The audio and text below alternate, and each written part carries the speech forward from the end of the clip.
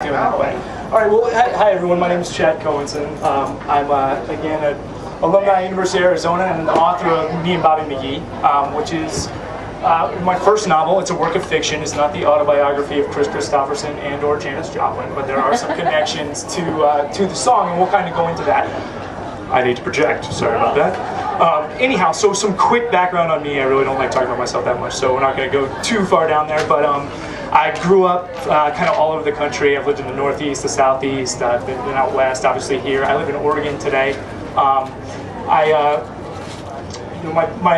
The authors that I've always looked up to in my life have been people like Kurt Vonnegut and Hunter S. Thompson and Douglas Adams and folks like that. So just to give you an idea of the genre that I typically read and kind of where my writing influences kind of come from. But Me and Bobby McGee itself is a socio-political satire that leverages aspects of the thriller genre to take its readers on what I like to call a fast-paced ride into a frighteningly funny reality.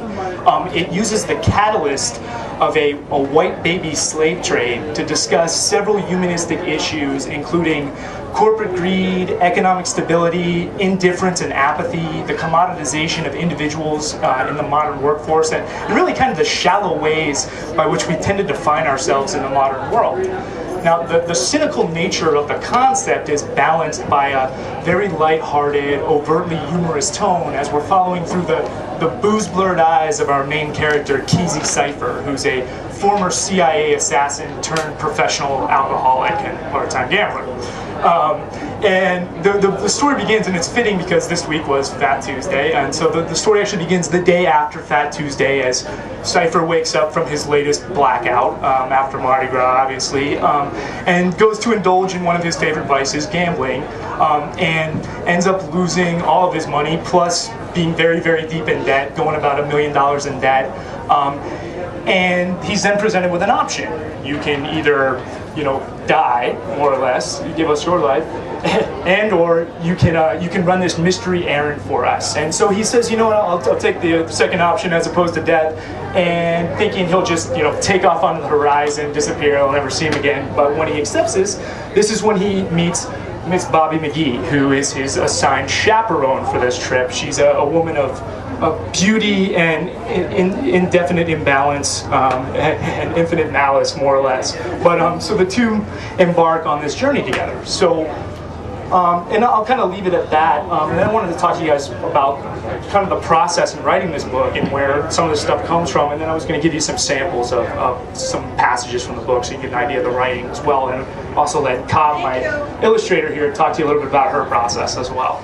So, as far as the writing process and coming up with this idea, the first big piece of it was really kind of the world we live in, right? There's tons of things going on today that are worth discussing as opposed to ignoring, though, we tend to be focused on our own lives and kind of push those things aside. But, I know you guys all see the news and things like that. So we've got, all these sets of turmoil in the world today, and so I wanted to write a book about a lot of those things, but I didn't want to do it in a preachy manner, and kind of wanted to do it in a humorous fashion, and like I said, folks like Vonnegut and people like that have always been very effective at discussing serious subjects with a humorous attitude. And so that's kind of the first approach I wanted in creating this book. Now the second piece is obviously the song, Me and Bobby McGee, and how that equates into this.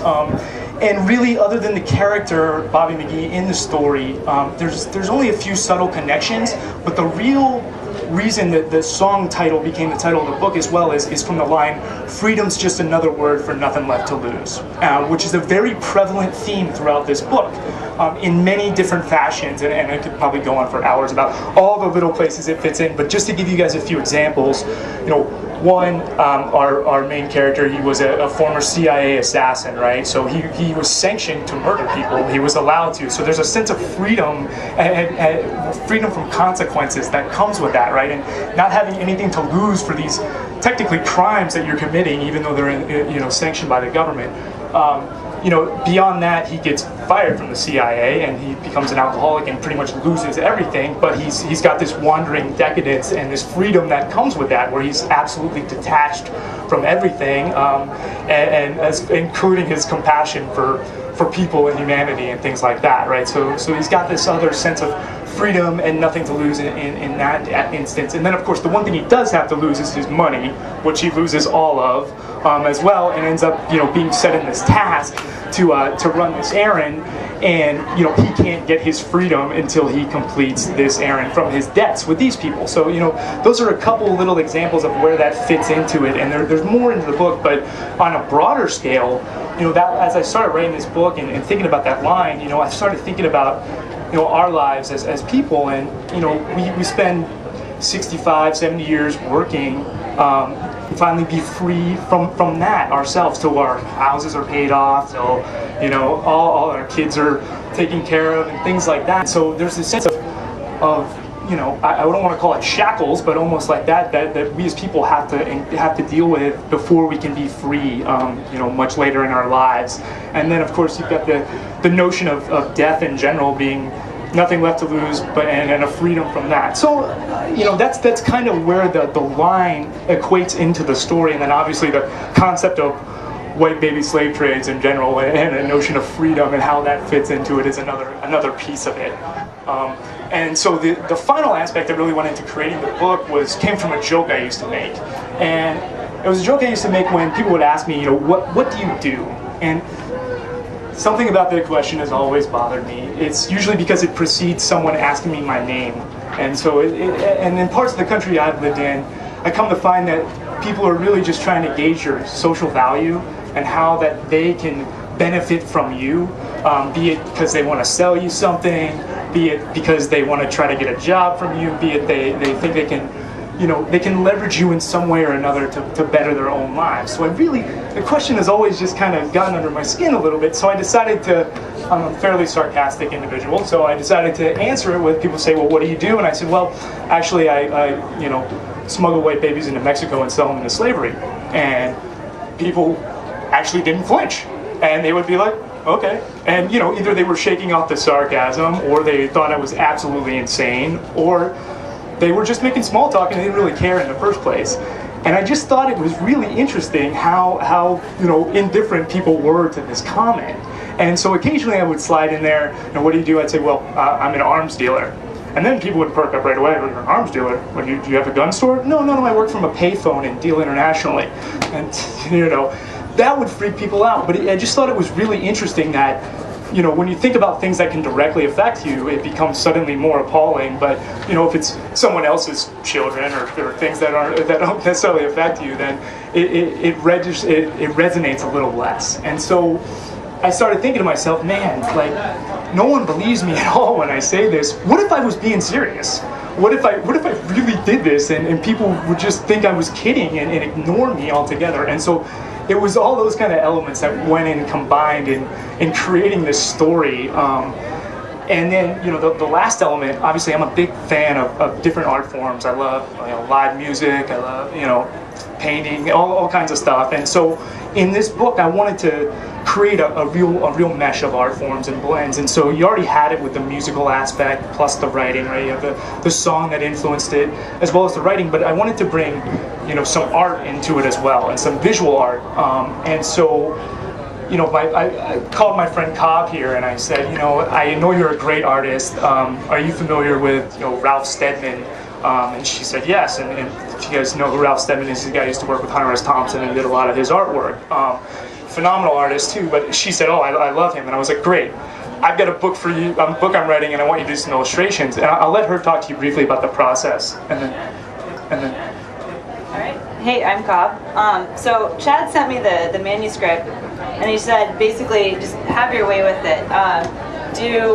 Draw whatever you're inspired by, which was amazing as an illustrator to have that freedom, that range of freedom in the artwork. And at that point, I had no idea what the book Me and Bobby McGee was about. I mean, I recognized the title from the song, so I didn't really know what I was getting myself into. And when I started reading the book, I began sketching right away in the margins, and I realized I had a lot of material to work with. And a big part of this is Chad's background in lyrics and spoken word. It really carries through in the book, and I wanted to convey that that sense of movement and motion and constant flow through the artwork. And yeah, and there's just a lot of really fun themes to work with, themes of darkness, corruption, and that kind of came through with this film noir, black and white look I went with. And there's, if you get up close and you actually can see, there's a lot of sketchy lines, and it's a little bit disorderly, just like our main characters. But anyway, our collaboration was really, I think, what makes this piece a special thing, a unique thing. Just to have that overall like freedom of collaboration and working together. So yeah, it was a really fun process. I think that's about all I have to say. So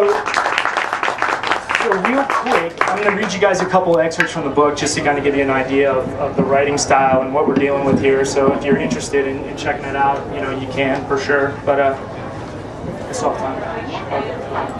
All right, so I'm gonna they've got like two, maybe three I'm going to read to you guys. I'm going to start from the beginning just because to give you kind of introduction to the character and kind of the flow and how the book feels and that sort of thing. And also to give you a good idea of how this balances with the artwork as well. So chapter 1 is called The Day After Fat Tuesday. Wednesday, I awoke between the breasts of a perfectly inviting stranger. After an awkward moment of silence, I offered an ignorant smile, a kiss on the cheek, and then an indifferent farewell. Apparently this is customary in New Orleans the day after Fat Tuesday, as she offered the same unaffected grace with no interest in my identity or next destination. The morning air smelt of lost innocence and bourbon as I wandered the streets, trying to trace my steps or more, my stumbles from the preceding evening. Sin is supposed to have been filtered from the body on this day, and a renewal of piety is meant to occur. Of course, this is Louisiana, or more so this is New Orleans, where all the names have tattoos and the tattoos have faces, and behind those faces, those deprecating glares that falsely advertise sincerity, there is always an ulterior motive. The only trustworthy adversaries left are the shadows, and perhaps the wordless gospel sounding from the cardboard stages of displaced blues musicians, the revelry of Cajun saxophones, the soft inspirations of the hopeful, and the somber lamentations of the hopeless. Either way, I suppose it's life in a balance. All actions of the lost are counteracted by the found, but the lingering question is always, who is who? And amidst these misplaced identities, on that plane of existence in between the scent of day-old jambalaya and ageless voodoo incantations, are those of us who still think we have a purpose. I was relieved when I found I was able to align myself with this order of souls. My purpose? To find a purpose. This is never an easy task, especially for a drunkard son of a bitch like me. So anyhow, that's kind of an intro into our character, Kesey Cipher, waking from a typical blackout, as you'll find throughout the story. And I was going for the effect of having you, the reader, wake up from the same blackout. So you're kind of thrown into this world and kind of disoriented in that sense as well, as you'll see. And then, of course, it starts to come together quite